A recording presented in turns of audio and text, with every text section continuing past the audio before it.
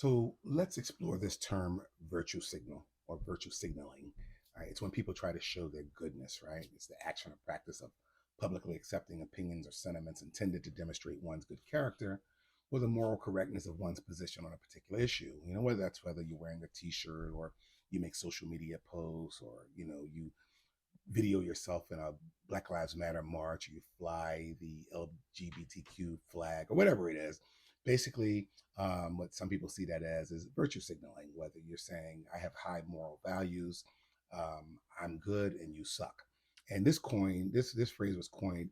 I'm going to give the credit to the conservatives or the right wing because this is what they think about liberals or, the left wing people, and it's okay. I don't get into who created it or why, but anyway, if you call someone a virtual signaler, they'll become defensive. They'll say you have to overanalyze things, pick things apart.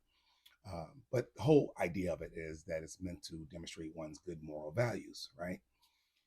So we just have to be careful with it because it can be very dangerous. We all do it. I do it. I look back at some of my activity on social media, even today, and I go, that could be called virtual signaling.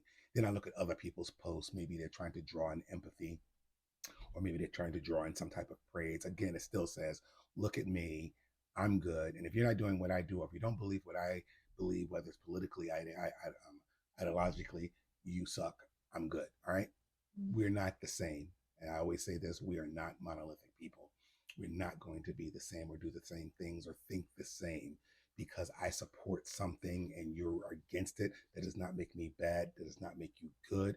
It just means our minds, our brains are wired just a little bit differently.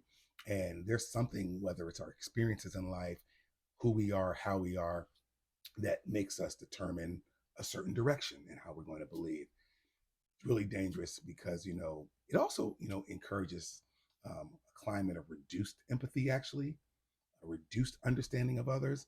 If I say, hey, I get behind LGBTQ and I don't really know what the cause is about, I don't know um, what pains they go through, or whatever. I guess what I'm trying to say is sometimes we get behind causes and we don't understand the whole nut. We don't understand the whole nugget behind what their causes or their motives are, or their issues. So we have to get behind it because it looks good on social media. Does that make sense? I hope it does, right?